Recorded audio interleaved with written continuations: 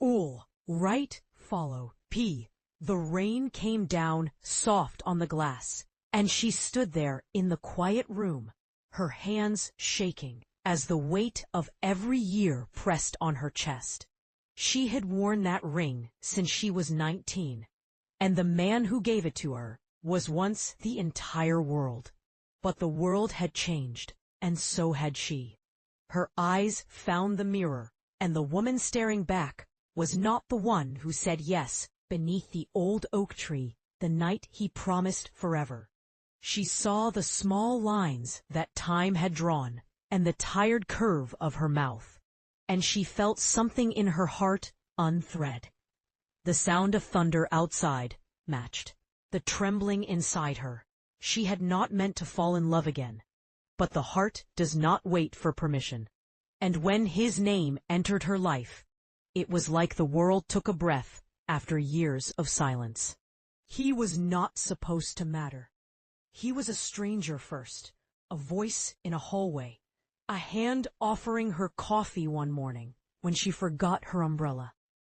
He laughed easily and spoke of simple things, the sky, the sea, the way music can make even a broken day feel alive. And she found herself laughing too. Her husband never laughed anymore. Their house was filled with polite words and schedules and silences that felt like stone. She told herself that friendship was harmless, yet her heart began to race whenever the stranger appeared. His eyes caught hers, like sunlight through clouds. And the quiet in her soul began to stir. She started to walk slower on the way to work, just to see if he would be there again. And every time he was waiting, she felt her chest bloom with something, both beautiful and dangerous. The affair began not with a touch, but with a look that lasted too long. She tried to resist, but longing has its own gravity. One evening they met by the old fountain, where city lights fell. Across the water, and his voice was low when he said her name. She had not heard her name sound that alive in years. He told her she deserved to feel seen, to be loved without fear. She wanted to tell him he was wrong, that vows still meant something, even if her heart had grown hollow. Yet when his hand brushed hers, the truth broke through like dawn. She leaned into him, and the world blurred into a single heartbeat. She went home with his scent on her skin, and guilt like a shadow wrapped around her every step. But she also carried light, a terrible, radiant light. She had thought she would never feel again. Weeks turned into whispers of time. She lived between two lives, one of duty, one of desire.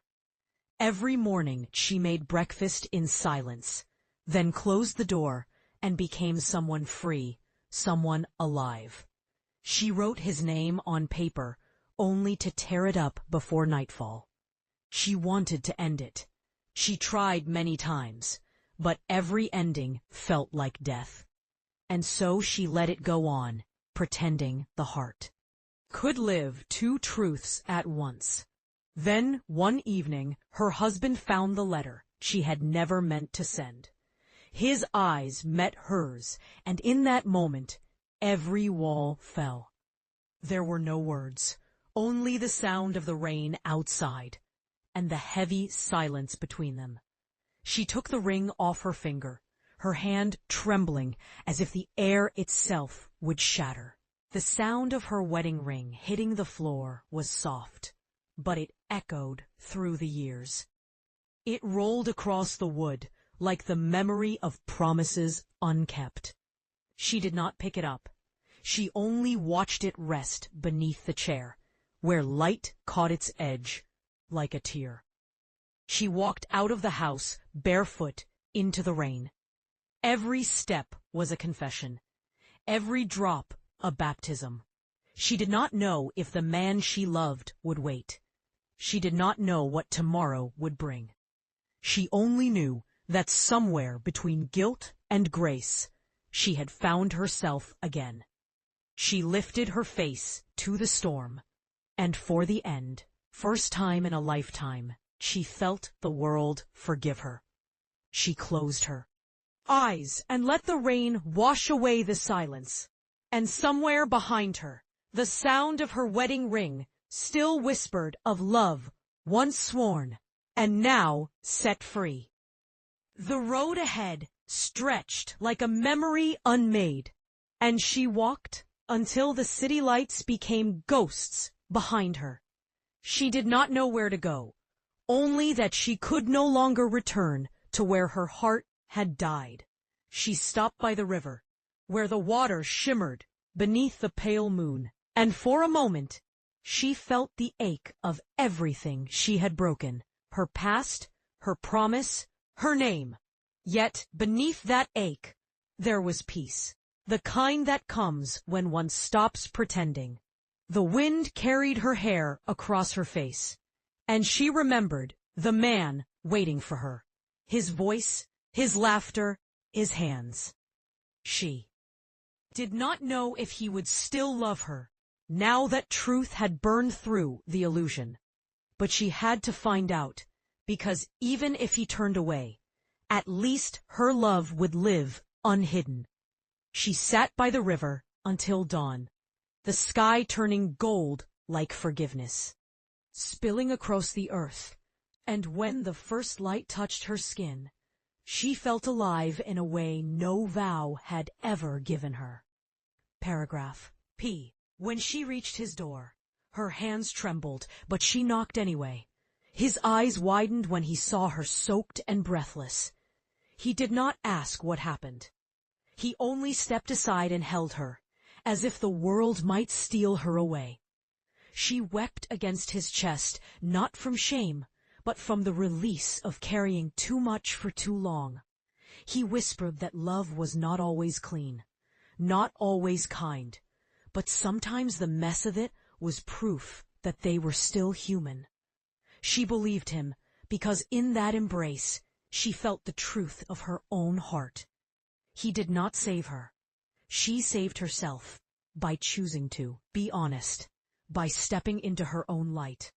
The morning came slow and soft, and for the first time in years, she did not fear what the day might bring. Days passed in quiet rhythm. They built something fragile, but real. She learned to breathe again, to laugh without guilt, to touch without trembling. They walked through markets and fields, as if rediscovering the world, piece by piece. She sent a letter to her husband, not of apology, but of truth. She thanked him for the years they shared, for the shelter and the silence, and the lessons carved in both. She wished him peace, and hoped he too would find what he had lost when she was gone. She never heard back, but she felt the weight of that ring lift from her chest, like a soul finally set down to rest. She began painting again, colors blooming where once there had only been gray.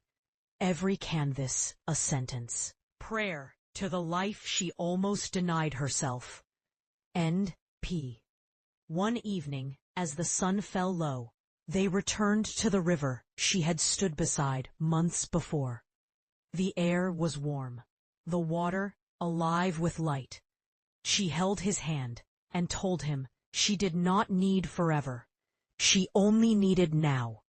And he smiled as if he understood that eternity was made of moments like this.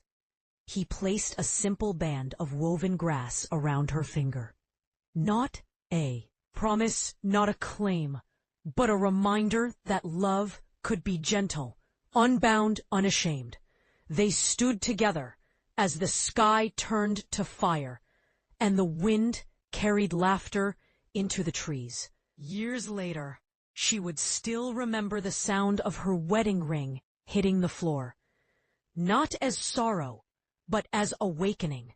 the echo of a woman stepping out of silence into herself.